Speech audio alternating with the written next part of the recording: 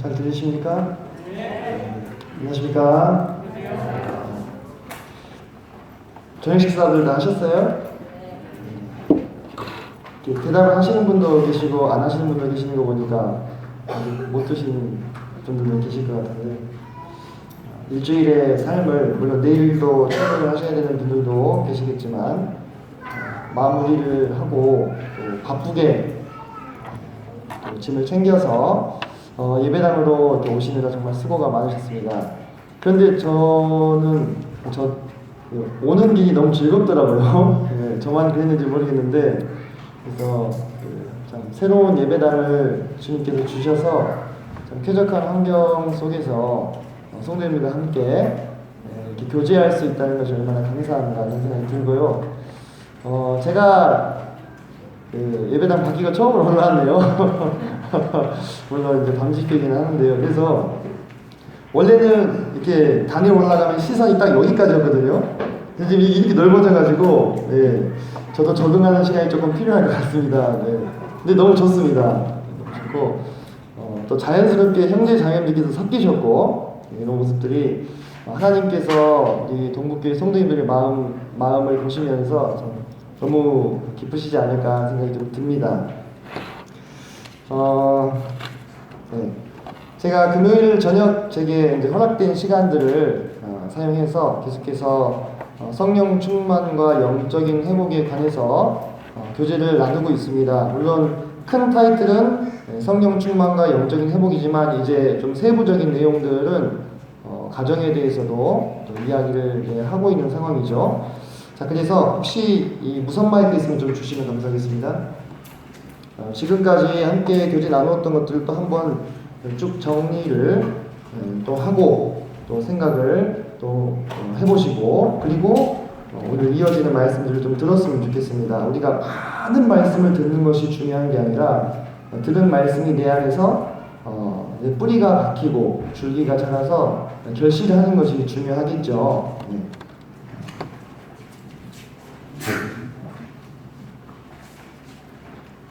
자, 여기 칠판 잘 보이시나요? 제가 조금 더 앞으로 당겨보겠습니다.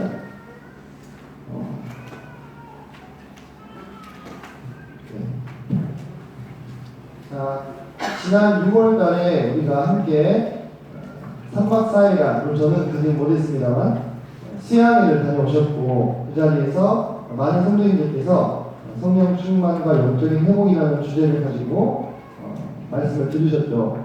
지금이 9월이니까 제가 상당히 끈질기게 물고 늘어지고 있는 상황이 되는 셈인데요. 네.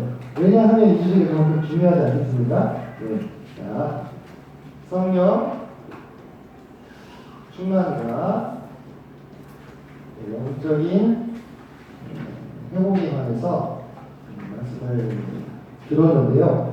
네, 제가 그 뒤에 또 6월달 내에도 여러 형제님들께서 단어를 사용하셔서 우리가 말씀들을 나눠주셨죠. 저는 이제 개인적으로 그 말씀을 쭉 들으면서 이제 좀 그 구조화를 이렇게 했던 것이죠. 그래서 성령 충만과 영적인 회복이라는 이 주제를 우리가 개인적인 차원에서 먼저 접근해 볼 수 있겠고, 다음으로 공동체적인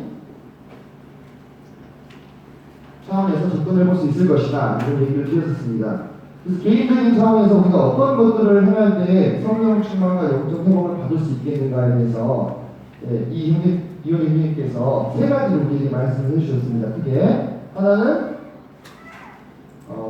성경과 기도를 통해서 하나님과 끊임없이 어떤 걸 합니까? 끊임없는 이 교제 가운데 있을 때 우리가 이어가시 될 수 있다, 이런 말씀을 해주셨고, 둘째로 그 다음에 성경에 대한 순종, 성경 말씀이 그렇다 하면 그것을 우리가 순종할 때 그것이 이와 같은 것을 이룰 수 있다 말씀하셨고요. 그 다음에 무조건적인 헌신이 필요하다. 이 헌신을 바탕으로 뭘 해야 된다고 말씀하셨습니까? 복음을 전해야 한다. 성령 충만한 사람의 가장 큰 특징 중에 하나는 복음을 전하는 것이다, 이렇게 말씀을 나눠주신 것을 기억하실 것입니다. 정리가 되시죠? 그래서 저는 여기에다가 제게 허락된 일요일 시간을 활용해가지고 이런 말씀을 드렸었습니다. 우리가 이런 말씀을 듣고 마음 가운데 정말 그러하다라는 마음이 일어나서 정말 이것도 해보고 저것도 해보고 시도를 여러 가지를 하지요. 그런데 그것이 지속되면 좋지만 그렇지 못한 경우들이 찾아온단 말입니다. 이때 누가 표를 합니까? 우리의 창조자 사단마귀가 우리가 바로 이와 같은 것들이 집중하고자 했으나 실패하는 그 틈을 타가지고 기다렸다가 우리 마음 가운데 우리를 고소하는 거죠.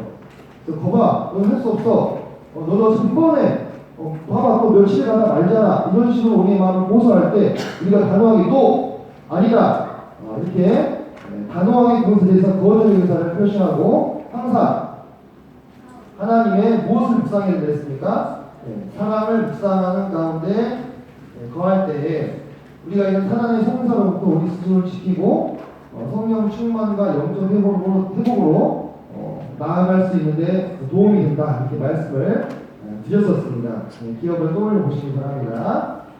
자, 그리고 이제 제가 그 뒤에 계속해서 이어지는 공동체적인 접근을 하는 것은요. 첫째로 우리가 공동체라면 무엇이지요? 가장 기본 단위 가정이 있겠죠.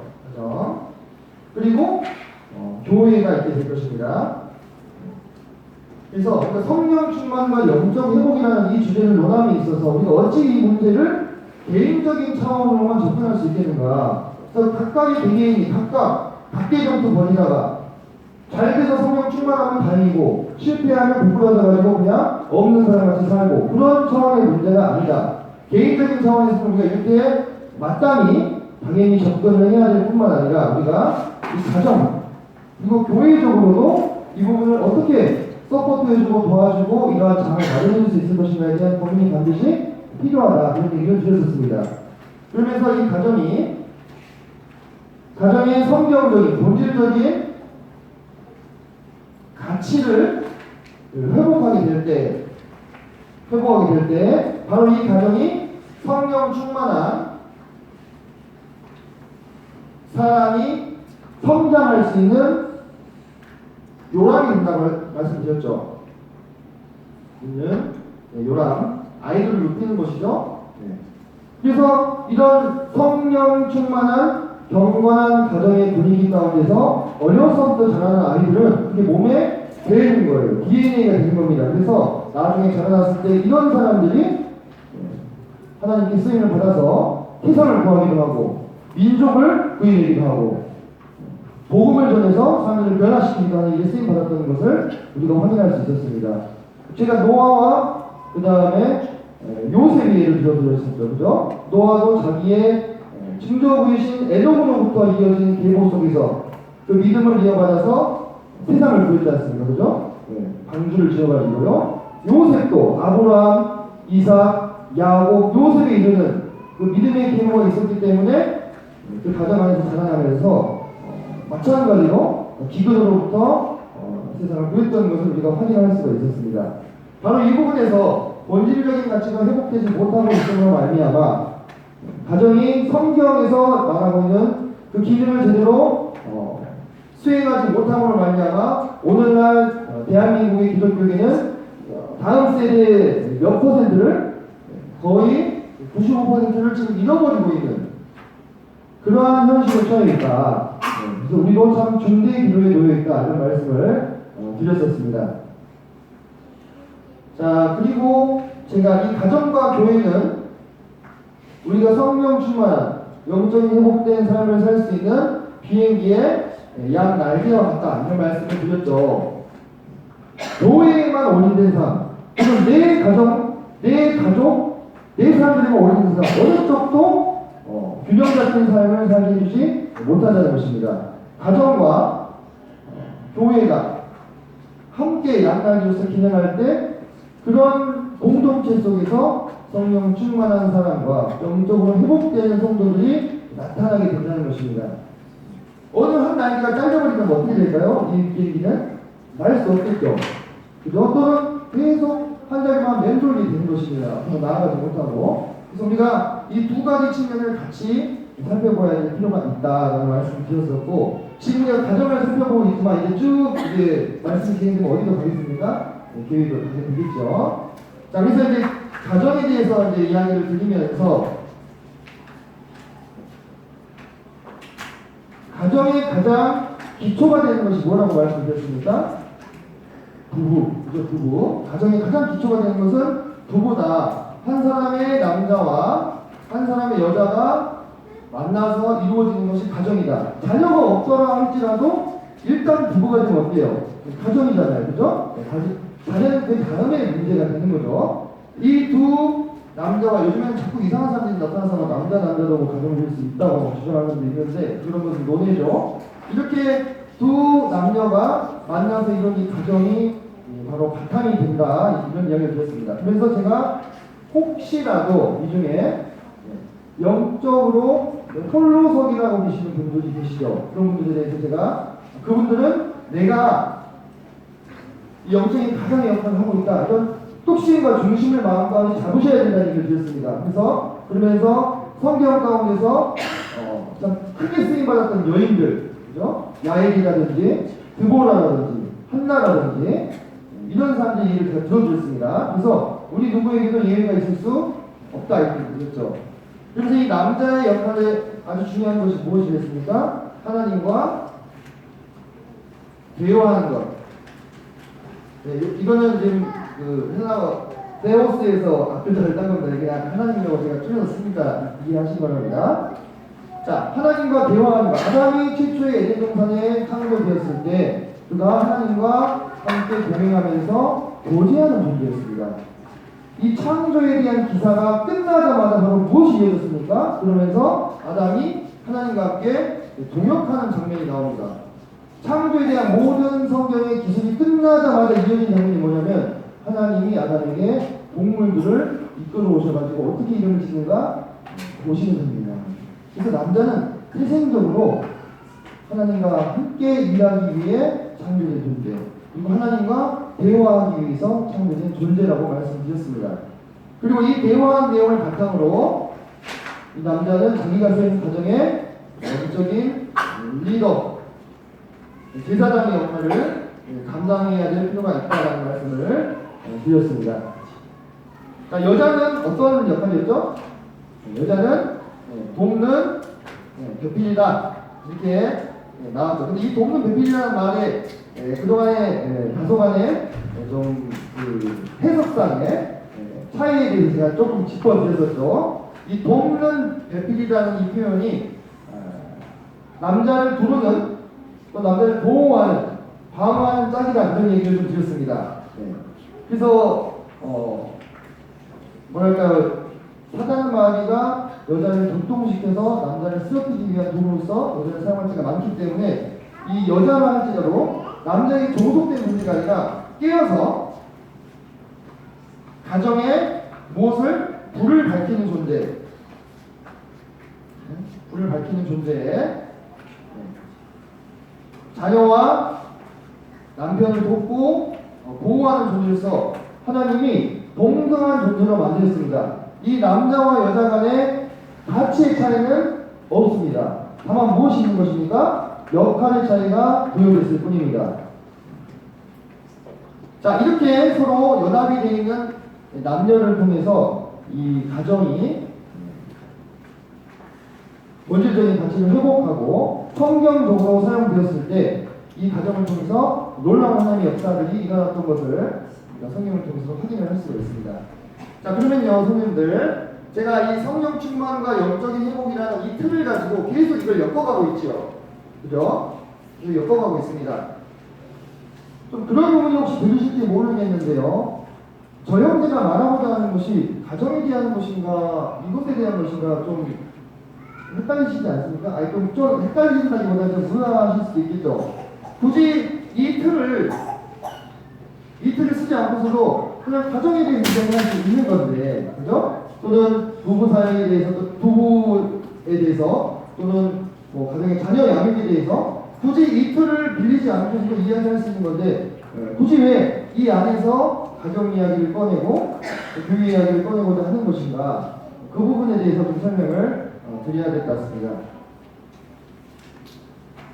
자, 성경을 같이 한번 찾아보도록 하겠습니다. 자, 성경 말씀 요한복음 17장 4절을 잠깐 보겠습니다.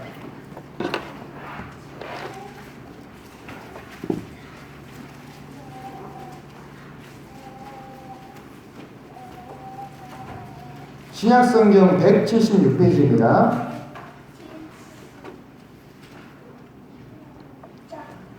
요한복음 17장 4절을 같이 읽도록 하겠습니다. 시작. 아버지께서 내게 행하고 주신 일을 내가 이루어 아버지를 이 세상에서 영화롭게 하였사오니.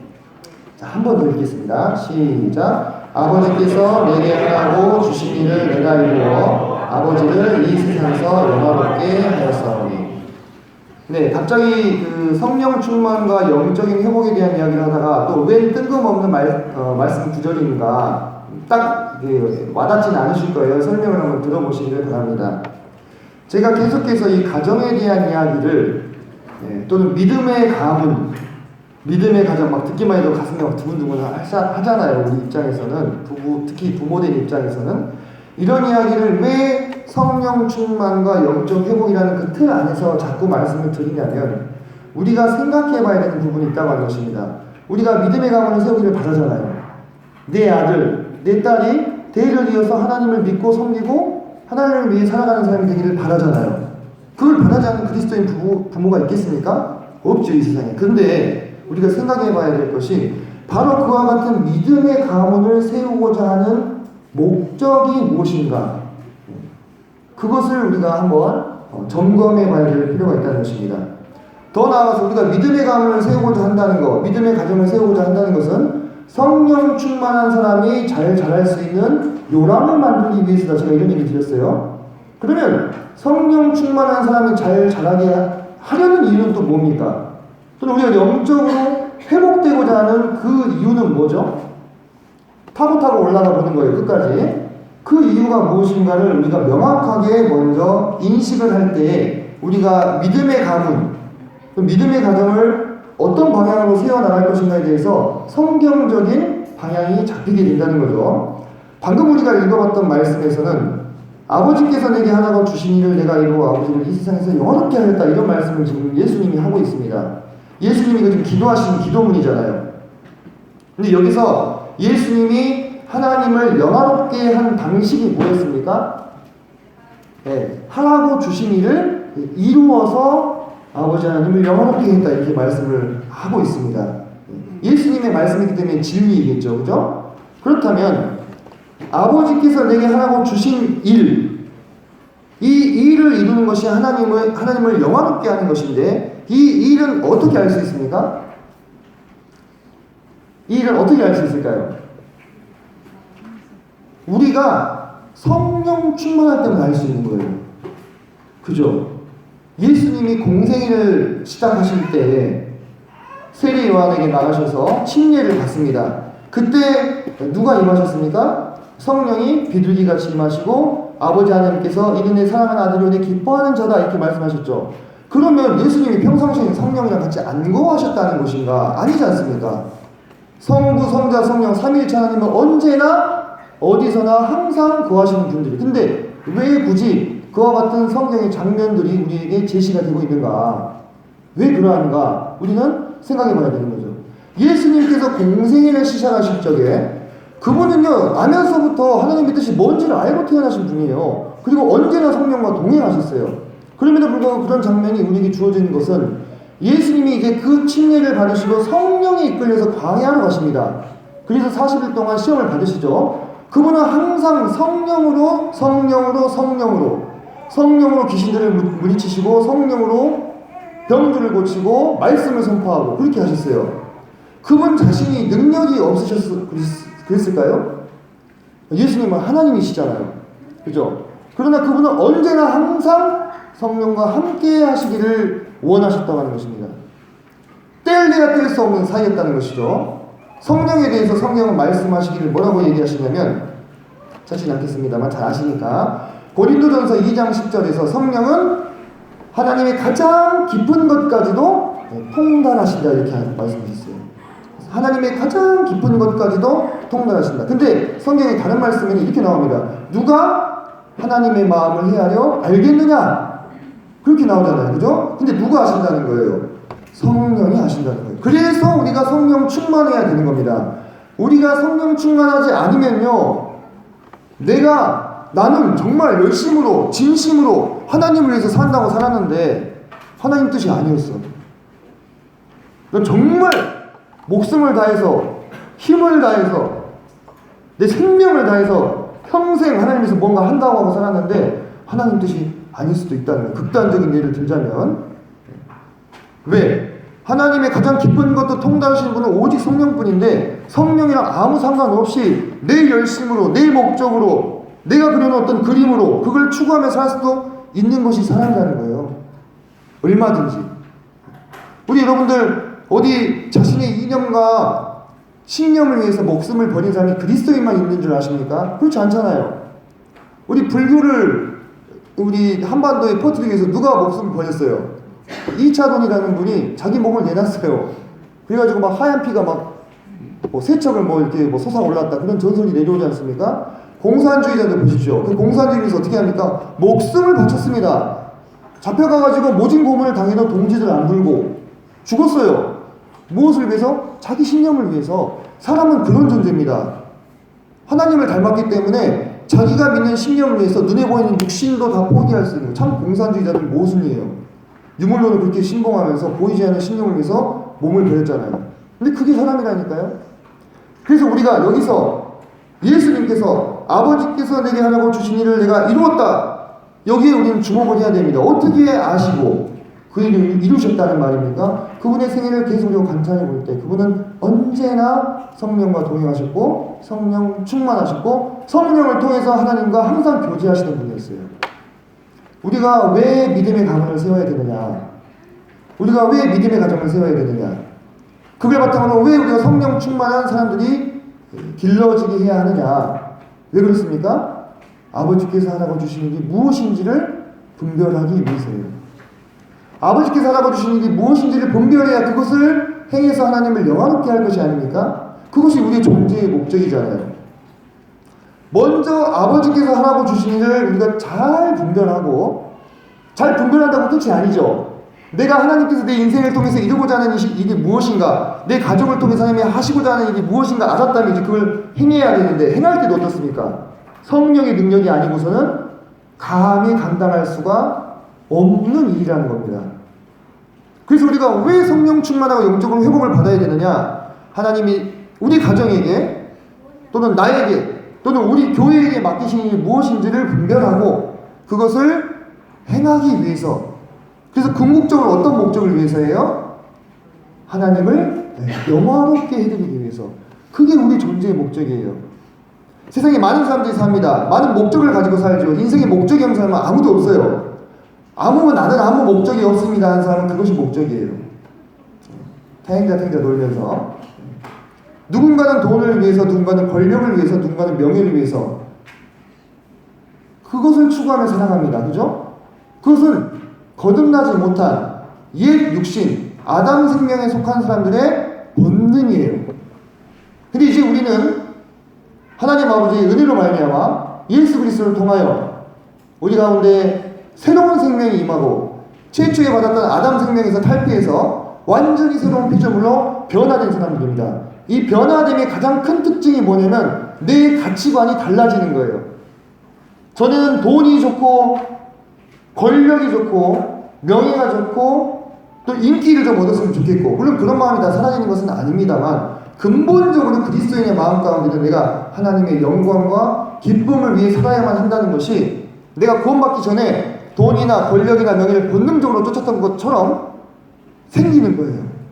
그것이 없다면 이것은 심각한 문제가 있는 거예요. 여기서 구원의 유무를 논하는 자리는 아니니까. 하지만 그것이 있어요. 하나님을 영화롭게 해드리는 것, 하나님을 기쁘게 해드리는 것, 그것을 위해서 성령 충만해야 되고 영적으로 회복을 받아야 되고, 성령 충만과 영적 회복을 받으려면 나 자신도 바뀌어야 되고 내 가정도 성경적으로 세워야 되고, 가정의 본질적 가치는 왜 회복해야 되는데, 이거에 대한 우리가 정의가 있어야 된다는 것입니다. 자, 그래서 이 궁극적인 목적 17장 4절 다시 보실까요? 아버지께서 내게 하라고 주신 일을 내가 이루어 아버지를 이 세상에서 영화롭게 하였사오니 이 영원롭게 한다는 이 궁극적인 목적을 위해서는 나머지는 다 결국은 뭡니까? 결국은 수단일 수밖에 없는 겁니다. 결국은 과정일 수밖에 없는 거예요. 그 궁극적인 목표점을 향해서 나아가는 과정이고 수단인 거예요. 내 가정이라 할지라도, 심지어는 교회라 할지라도 하나님이 영원롭게 되시고 영광을 받으시는 그 일을 위해서. 하지만 여러분, 그것이 막 우리가 막 노예가 돼가지고 막 굴종된 삶으로 막 팍팍하게 막 맨날 막 헌신과 희생이 찌들어가지고 그런 삶을 말하는 건 아니잖아요. 그죠? 네. 그 과정 가운데 주님께서 참 우리에게 보람과 기쁨과 감사와 행복을 누리게 하시지 않습니까? 그래서 하나님은 선하신 분이에요. 하나님은 선하신 분이라고 우리가 얘기하잖아요. 그죠? 그것이 궁극적인 목적이 아니라 할지라도 그 가운데 그 과정 가운데 행복과 기쁨과 평안과 이런 것이 넘친다면 우리가 그 궁극적인 도달점에 도착했을 때 누리게 될 행복과 기쁨은 얼마나 더 크겠습니까? 그걸 향해서 우리가 오늘도 하루하루 걸어가고 있는 것입니다. 자, 이 궁극적인 목적을 왜 항상 우리가 염두에 둬야 될까요? 저는 항상 왜가 항상 관심이 많아요. 왜 해야 되는가? 왜 그것인가? 왜? 근데 많은 사람들이 왜보다는 무엇에 더 관심이 많아요. 그러니까 why보다는 what. 내가 지금 뭐 해야 되는데, 또는 어떻게 해야 되는데. 근데 그걸 왜 해야 되는데가 지금 더 중요한 거잖아요. 그죠? 왜 우리가 이 궁극적인 목적, 하나님 아버지를 영화롭게 한다고 하는 이 궁극적인 목적을 항상 염두해야 할 것인가? 이것에 대해서 우리가 생각을 좀 해봐야 될 필요가 있습니다. 자, 믿음의 가문, 믿음의 가정. 이 믿음의 가정이 받는 복에 대해서 여러분들 어떤 이미지를 가지고 계십니까? 믿음의 가문이라면 어떤 모습이어야 될 것 같으세요? 믿음의 가문이라면 일반적으로 세상 사람들이 생각하는 복의 개념이 있죠. 그죠? 복 싫어하는 사람이 있습니까? 복 싫어하는 사람이 어디 있어요? 복어는 싫어하는 사람 봤습니다만 죄송합니다. 요즘에 학교에서도 자꾸 이런 아재 개그를 해가지고 아이들이 항상 저를 싸늘한 눈으로 쳐다보더라고요. 네. 아직 이현희님은 이해 못하셨죠? 네. 복 싫어하는 사람 없잖아요. 그죠? 네. 근데 사람들이 일반적으로 생각하는 복의 개념은 뭡니까? 잘 되고, 그죠? 건강하고, 부유해지고, 또 유명해지고, 또 명예로워지는 것.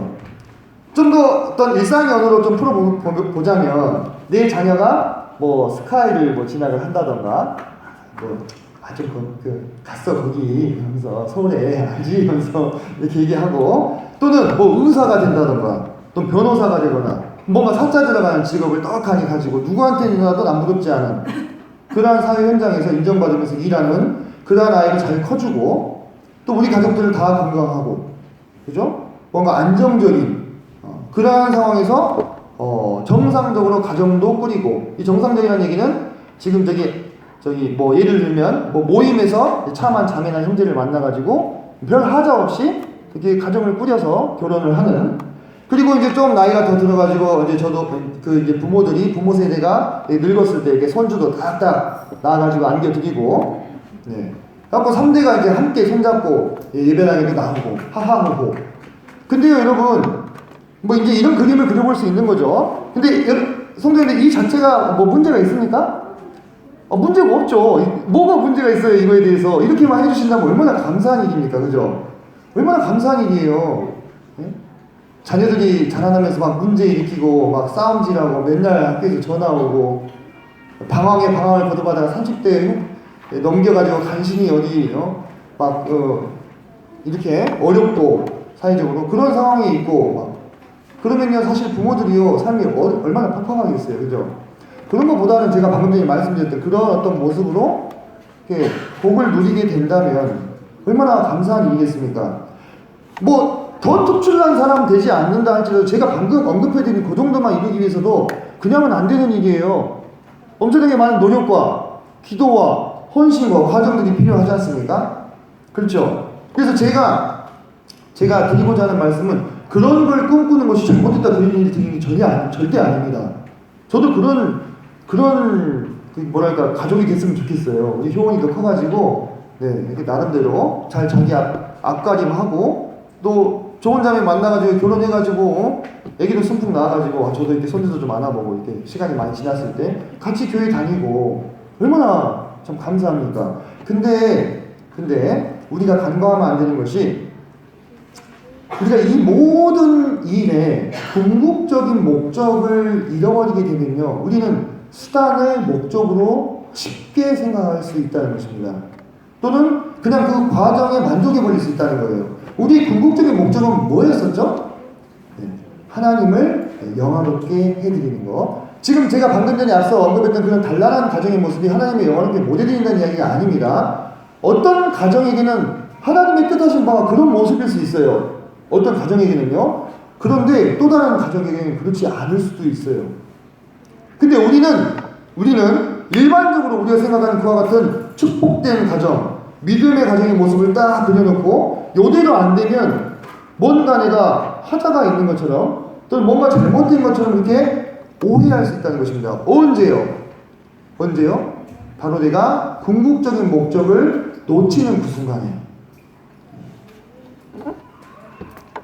우리의 그래서 동기를 잘 점검해 봐야 될 필요가 있습니다. 제가 한 가지 사례를 성경을 통해서 한번 보여드리도록 하겠습니다. 누가복음으로 가보겠습니다. 누가복음 1장입니다.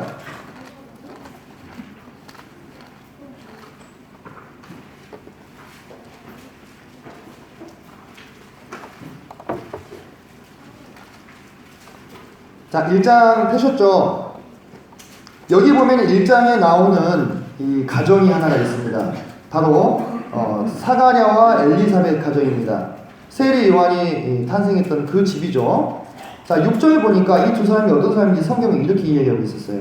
이 두 사람이 하나님 앞에 의인이니 주의 모든 계명과 교례대로 흠이 없이 행하더라. 어떻습니까? 우리가 앞서 봤던 정말 경건한 가정이잖아요.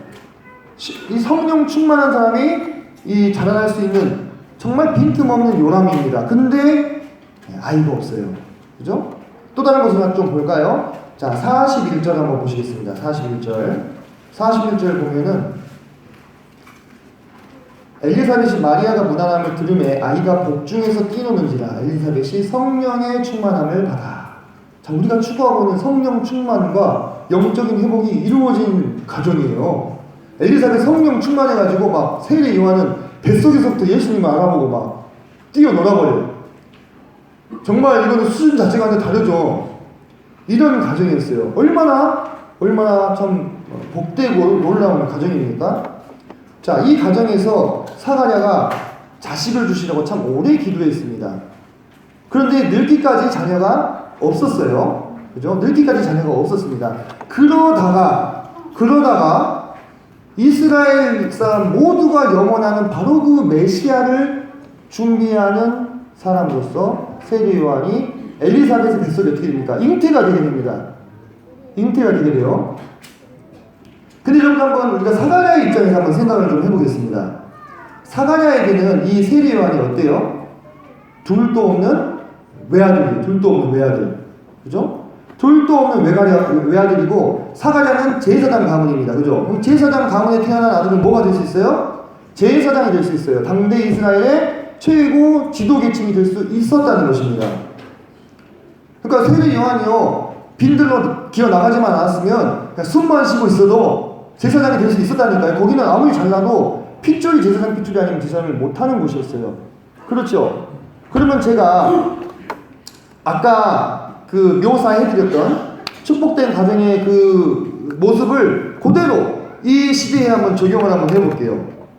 자, 늙어서 얻은 이 아들이 얼마나 귀하고 소중했겠습니까? 사가랴 입장에서는. 사가랴는 무엇을 받았을까요? 정말 이 아들이 잘 성장해가지고 제사장의 모든 율법과 율례를 잘 교육받아. 그거는 아주 내가 끝내주기 잘하니까 사가랴가 다 가르쳐줄 수 있죠. 잘 교육받아가지고 정한 때 제사장으로 딱 세워져가지고 분양하고 처음에 딱 출근할 때 제사장으로 사가랴가 딱 제사장 옷을 입혀주면서 어깨도 딱 두드려주면서 얼마나 마음이 뿌듯할까. 그죠? 얼마나 마음이 뿌듯하고 좋겠어요. 그리고 참 참한 정결한 유대인 처녀 만나가지고 결혼해서 아이도 좀 낳고 그래가지고 사가랴랑 엘리사벳 그동안 아이 없이 오래 외로이 사셨으니까 노년에 딱딱 손주도 안겨주고 이러면서 같이 옆에서 살고 가까운 거리에서 서로 왕래하면서 식사도 하고 이런 거 얼마나 좋을까. 사가랴 입장에서 그러지 않았을까요? 근데 세례 요한의 삶은 어땠습니까? 세례 요한이 어떠했냐면요, 저기 2장 80절 한번, 1장 80절 한번 보겠습니다. 이 1장의 마지막 절입니다. 1장 80절. 아이가 자라며 심령이 강하여지며 이스라엘에게 나타나는 날까지 빈들에 있습니다. 이게 웬일이에요? 이게 웬일? 그렇게 늙어서 얻은 아들인데 빈들로 나가버렸어요. 그래가지고 빈들이를 쏘다니면서 약대 토롯을 입고 석청과 메뚜기를 먹어요.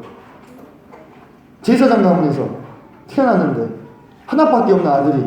그러다가 어떻게 합니까? 예수님이 오실 길을 예비하고 어떻게 돼요? 헤롯에게 잡혀서 목 잘려 죽지요. 사가랴 가문은 어떻게 된 겁니까? 끝난 거예요. 사가랴 가문을 이어야 되는 요한이 죽었어요. 그죠? 죽었습니다. 사가랴 가문은 거기서 끝이에요. 없어요. 그렇지 않습니까? 근데 여러분들 여기서 한번 생각해 보았으면 좋겠습니다. 그렇다고 해서 이 사가랴와 엘리사벳의 가문을, 이 집안을 망했다거나 또는 실패했다고 말할 수 있습니까? 그럴 수 없어요.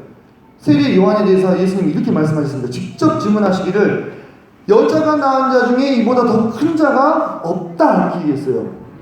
가장 큰 자를 낳았고 메시아의 오실 길을 예비하는 위대한 일을 했는데 죽을 때는 차가운 독방에서 갑자기 내려온 간수에서 목 잘려가지고 쟁반에 담겨가지고 거기 모여있는 이방인들의 연회에서 웃음거리가 되었어요. 마지막 모습이. 그때 사가랴와 엘리사벳이 살아있었는지 또는 돌아가셨는지까지는 잘 모르겠습니다. 하지만 정말 만약에 살아계셨다면 이건 정말 업장이 무너진 일 아니겠습니까? 그런 상황이 허락된 가정도 있었다고 하는 것입니다. 자, 마리아는 어떻습니까? 마리아요, 산골 마을 처녀로 살아가다가 어느 순간에 메시아를 품는 영광을 누렸습니다. 영광스러운 거죠, 그죠? 그때 당시에 유대 이스라엘 처녀가 얼마나 많이 있었겠어요. 얼마나 많이 있었겠어요. 근데 그 중에 마리아가 선택이 된 거예요. 그리고 예수님을 품었어요. 그리고 그러니까 마리아는요, 참 그 낳은 아들들이요, 영적으로 보면 엄청 출세했어요. 예수님은 메시아지. 그 아들들 중에 두 명, 그 야고보하고 유다는 어떻게 했습니까? 성경을 썼잖아요. 그죠? 성경을 썼어요. 예수님의 동생들이. 아시죠? 아니, 내가 낳은 아들이 막 성경도 쓰고, 막, 아이고, 이제 심지어는, 이제, 물론 성령으로 잉태되셨지만, 메시아 하나님이시죠. 얼마나 영적으로 놀라운 가정입니까? 근데 본인은 그 가정 가운데서 어떤 고통을 감내했어야 됐을까요? 누가복음 2장을 한번 보십시오. 바로 이어서. 자, 34절로 35절을 보겠습니다. 시몬이라는 분이 이제 이 요셉과 마리아가 낳은 아이를 신고하기 위해서 성전을 찾아갔는데, 시몬이 그들에게 축복하고 그의 어머니 마리아에게 말하기를 보라, 이는 이스라엘 중 많은 사람을 폐하거나 흥하게 하며 비방을 받는 표적이 되기 위하여 세움을 받았고 또 칼이 내 마음을 찢어듯 하리니 이는 여러 사람의 마음의 생각을 드러내려 함이니라. 여러분들, 이거 우리가 성경을 읽으니까 그냥 대수롭지 않게 넘어가시죠? 근데 한번 그 장면으로 들어가서 한번 생각을 해봅시다. 요셉과 마리아가 시몬을 만난 적이 있어요, 없어요? 오늘 처음 만났어요. 그죠? 여기서 아는 사이가 아니에요. 여기서 처음 만났어요. 듣도 보도 못한 난생 처음 만난 할아버지가 이 아이는 욕먹기 위해서 태어났대요. 자, 보세요. 34절을 보면은 비방을 받는 표적이 되기 위하여 세움을 받았다. 이게 무슨 뜻입니까? 욕을 먹기 위해서 태어났다 이렇게 얘기하는 거예요. 쉽게 얘기하면 마리아 마음이 얼마나 신난했을까요? 그리고 35절에서는 칼이 네 마음을 찌르듯 할 것이다. 여러분, 예수님이 십자가에 달리시기 위해서 그 십자가를 지고 골고다 언덕을 오르실 때 그 마리아가 모친께서 그 모습을 보실 때 마음이 어땠겠습니까? 성경으로 잉태됐지만 자기 배가 아파서 낳은 아들이에요. 그죠? 네. 자식을 낳아보신 어머니들은 그 마음이 칼로 내 심장을 도려내는 것 같은 그런 아픔을 느끼지 않았을까요? 세상에서 가장 복된 여자였어요, 마리아는. 이 세상을 구원하기 위한 메시아가 이 땅에 태어나는 통로의 역할을 했습니다. 그 아들들은 성경의 저자가 됐어요. 하지만 그가 개인적으로 자기 삶 속에서 감내해야 되는 삶의 무게와 고통은요, 보통 사람 이상의 것이었다는 것입니다. 이것이 믿음의 가문의 어떻게 보면 실체입니다. 다 그런 것은 아니에요. 근데 문제는 뭐냐? 우리 가정이 어떤 목적으로 쓰임을 받을지 아무도 모른다는 거예요. 그렇지 않습니까? 내 아들이 장차 선교지에 가가지고 복음 전하다가 돌 맞고 외발해가지고 죽어서 변사체로 발견된 운명일지, 아니면 대한민국에서 좀 안전한 곳에서 그래도 내게 손자와 손주도 보여주면서 나랑 같이 주님을 섬기게 될 운명일지 우리가 압니까? 몰라요. 그것이 문제예요. 그래서 우리는 마음 가운데 이 궁극적인 목적을 항상 염두에 둬야 될 필요가 있다고 하는 것입니다. 우리의 궁극적인 목적이 무엇입니까? 아버지 하나님을 영화롭게 해드리는 것. 세례 요한은요, 대가 끊어졌지만 하나님을 지극히 영화롭게 해드리고 그 가문은 하늘로 올라갔어요. 여러분들 짐 엘리엇이라는 분을 기억하실 것입니다. 그죠? 짐 엘리엇. 짐 엘리엇이 20대에 에콰도르에 선교사를 갔다가 창에 찔려가지고 죽었어요. 20세기. 그것도. 그때요, 많은 사람들이 이런 이야기를 했습니다. 이게 무슨 낭비냐. 이 젊은 나이에 어떻게 이렇게 아깝게 그 오지에서 죽을 수가 있단 말이냐. 이런 얘기를 했거든요. 그들의 말은 성령 충만한 사람의 말이었을까요? 그 얘기를 하는 사람들이 그리스도인들이었다니까요. 안 믿는 사람들 얘기한 게 아니라고요, 지금. 그 교회에 다닌다는 기독교인들이 그런 말을 했어요. 이게 얼마나 낭비냐. 이게 얼마나 개죽음이냐. 쉽게 얘기하면 이런 얘기예요. 그들의 말은 성령 충만한 말이었을까요? 그렇지 않다는 것입니다. 그들은 여러 가지 대안을 제시했어요. 뭐하러 에콰도르를 가냐. 여기 성경 대학교도 있고 기관도 있고 이런 데에 가가지고 평생 동안 더 오랜 시간 동안 더 많은 섬김을 감당할 수 있지 않았겠느냐. 그런 대안들을 제시했어요. 그럴듯한. 근데 그 말은요, 성령 충만한 말이 아니었다는 것입니다. 성령 충만한 사람만이 아버지께서 하라고 주신 일을 바로 볼 수 있는 거예요. 그리고 그 일을 행할 수 있는 것입니다. 그 짐 엘리엇의 죽음으로 인해서 얼마나 많은 사람들이 남미로 선교사로 투신해서 갔습니까? 그죠? 그건 하나님의 허락하심이었어요. 성령 충만한 사람만이 바라볼 수 있었던 것입니다. 그래서 우리가 믿음의 가문을 세우고자 하는 동기, 내 자식들, 내 손주들이 정말 하나님 안에서 잘 자라서 하나님을 섬기는 사람들로 세워지고자 하는 내 가정도, 내 교회를 세워지고자 하는 이 동기를 궁극적인 목적에 맞추어서 생각을 항상 하셔야 되는 거예요. 하나님은요, 우리의 왕이에요. 그죠? 하나님 우리의 왕이십니다. 그분이 아버지시지만 우리의 왕이고 우리의 주분이세요. 하나님이 가서 죽어라 하면 죽어야 돼요. 그렇지 않습니까? 누군가는 하나님의 나라가 이 땅에 도래하기 위해서 가서 죽어서 피를 흘려야 되는 역할들이 필요해요. 우리가 전쟁을 생각하면 돼요. 이 땅은 지금 사단에게 불법적으로 점거되어 있고 하나님께서는 그 아들 예수 그리스도를 통해서 결정적으로 승리를 거두시고 사단은 패배해서 물러가고 있는 중입니다. 하나님의 나라가 이 땅에 도래하게 될 것입니다. 그러나 그 과정은 아직 다 끝나지 않았어요. 그 과정 가운데 필요한 역할들이 많이 있죠. 어떤 분은 장로 형제로 섬기셔야 되는 분도 있고, 또 어떤 분은 또 성부로서 또는 집사로서 안정적인 기반 하에서 주님을 섬겨야 되는 분들도 있을 뿐만 아니라 또 어떤 분은 선교의 최전선에서 순교하시는 분들도 있어야 되는 거예요. 그 나라가 이 땅에 도래하게 하기 위해서. 근데 우리 가족이, 우리 아이가, 우리 교회가 무슨 일을 위해서 쓰임받을 것인가? 주님께서 내가 그려놓은, 내가 꿈꾸고 있는 그러한 믿음의 가정의 모습이 아닌, 전혀 예상하지도 못했던 그런 모습으로 나를 이끄신다 할지라도 정말 순종할 준비가 되어 있는가? 궁극적인 목적을 잃어버리면 쉽게 대답하기가 어렵습니다. 실은 궁극적인 목적을 가지고 있다 할지라도 쉽게 대답하기가 어렵습니다. 일평생을 전심사역을 하신 장로 형제님들이 자기 자식한테 너도 장로해라 라고 얘기하기가 참 어렵습니다. 왜 그럴까요?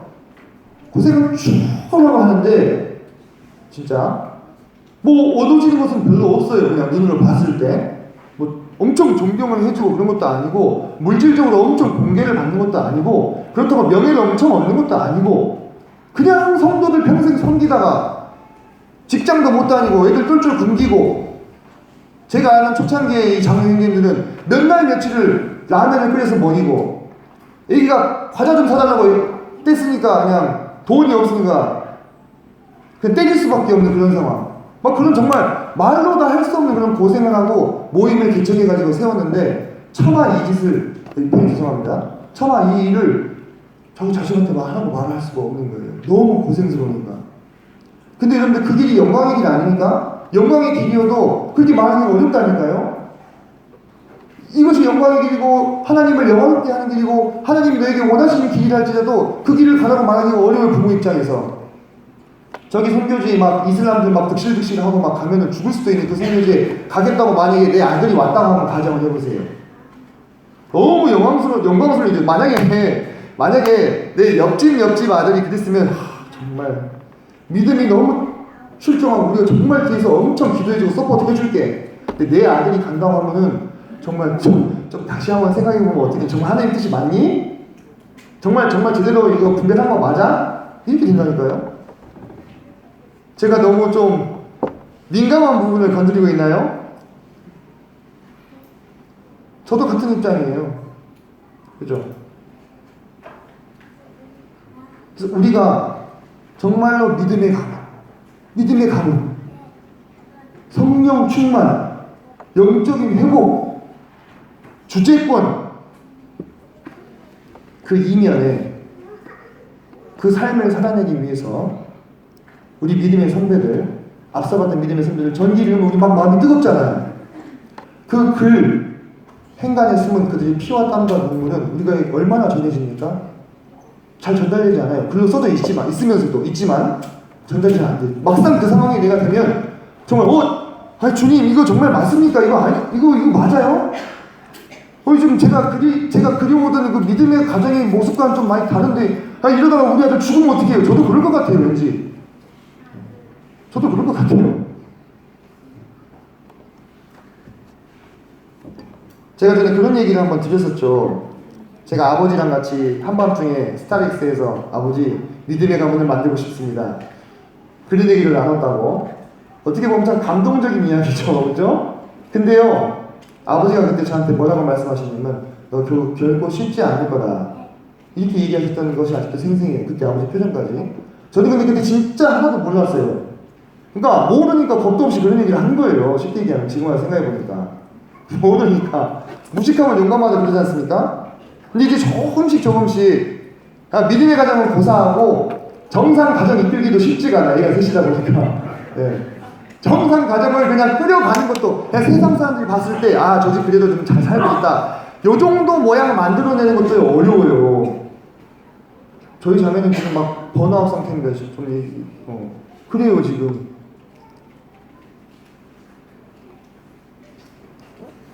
그런데 정말 내가 믿음의 가문을 만들 수 있을까?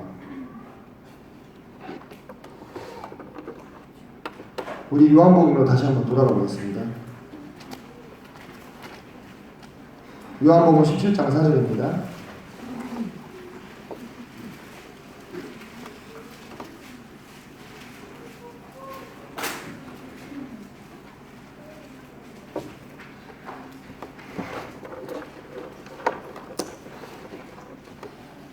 같이 읽도록 하겠습니다. 17장 4절 시작. 아버지께서 내게 행하고 주신 일을 내가 이루고 아버지를 이 세상에서 영원롭게 하였습니다. 저는 지금도 제 아들한테 네가 이 세상에 태어난 목적은 하나님의 영광과 기쁨을 위해서야 라고 얘기를 해줍니다. 지금도요. 근데 아마도 저도요 그 말이 뭘 의미하는지 다 모르는 것 같아요. 생각해보니까 잘 모르면서도 우리 자신한테 그렇게 얘기하고 있어요. 왜? 나도 믿음의 가문을 세우고 싶으니까. 아버지가 저한테 전수해 주신 이 신앙이 우리 아들들에게도 갔으면 좋겠으니까. 그래서 저도 그 뜻을 다 모르는 그런 엄청난 말을 하고 있더라고요. 여러분 기억나시죠? 요한과 야고보의 어머니께서 주님을 찾아오셔가지고 주님의 나라가 임하셨을 때 우리 아들들을 주님의 왼쪽과 오른쪽에 앉혀주십시오 이렇게 얘기했어요. 그 어머니는 그게 무슨 말인지 알았을까요? 저는 몰랐다고 생각해요. 그 의미를 전혀 몰랐어요.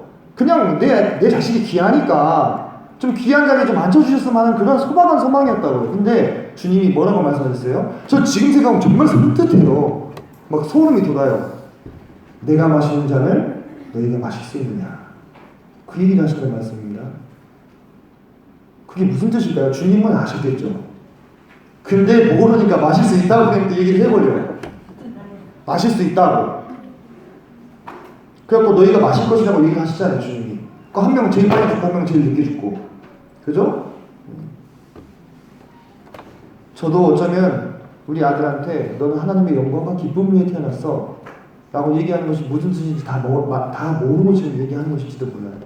그 야고보와 요한의 어머니의 말과 제 말이 똑같더라고요. 그 영광과 기쁨을 위해서 우리 아들이 뭐 극단적인 예가 될 수도 있겠습니다만 막 순교를 해야 되는 상황이다. 그리고 그 애한테 내가 그걸 만약에 알고도 너는 영광과 기쁨을 위해서 태어났어. 아무렇지도 않게 계속 얘기할 수 있을 것입니다. 우리는 이 질문 앞에 다 정직하게 서야 됩니다. 내가 믿음의 가문을 왜 만들고 싶지? 나는 왜 내 다음 때에 믿음을 전수하고 싶지? 우리의 궁극적인 목적은 하나님의 영광을 위해서라고 하는데 그것을 위해서 구체적으로 그 아이의 인생이 또는 나의 인생이 또 나의 가정의 인생이 또는 우리 교회의 운명이 어떻게 될 것인지 모르잖아요. 그래서 우리는 정말 주님 앞에 겸손하게 힘같이 구해야 될 필요가 있을 것 같습니다. 이 믿음의 가문을 만드는 것은 정말 포기할 수 없는 일이에요. 그죠? 포기할 수 없는 일입니다. 그러나 그 길을 주님께서 허락하실 때 꼭 내가 그려놓은 그림대로 나가지 않으실 수도 있어요. 그럼에도 불구하고 하나님의 영광을 위해서 가거라 아들아, 가거라 딸아, 우리 가족이 이렇게 살자, 이게 될 수 있도록 그 믿음 주시도록 정말 주님께 기도하고 힘과 지혜를 구해야 합니다. 우리가 믿음에 가면 거창한 말은 참 많이 저도 했더라고요. 실상을 깊이 묵상하면 묵상할수록 두려운 말이에요. 그리고 정말 우리가 정직한 사람들이라면 이 믿음의 가문이라는 말의 무게를 느껴야 돼요. 그래서 주님 앞에 정직하게 엎드려서 정말 주님 저에게는 힘이 없습니다. 정말 저는 자신이 없습니다. 그러나 이 길을 포기할 수는 없습니다. 저에게 힘과 용기를 주시옵소서. 그리고 저희 아이들, 저희 가족들 정말 주님 손에 맡깁니다. 이게 되어야 될 것 같아요. 다음 시간에 제가 실은 전 시간에 연합된 남자와 여자를 통해서 어떻게 믿음의 가문을 만들어갈 것인가에 대해서 말씀을 드리겠다 그 얘기를 했거든요. 좀 준비를 했는데 시간이 다 되었고 이 내용은 다음에 이어서 난도도 크게 무리가 없을 것 같아서 이상으로 말씀을 마치겠습니다. 감사합니다.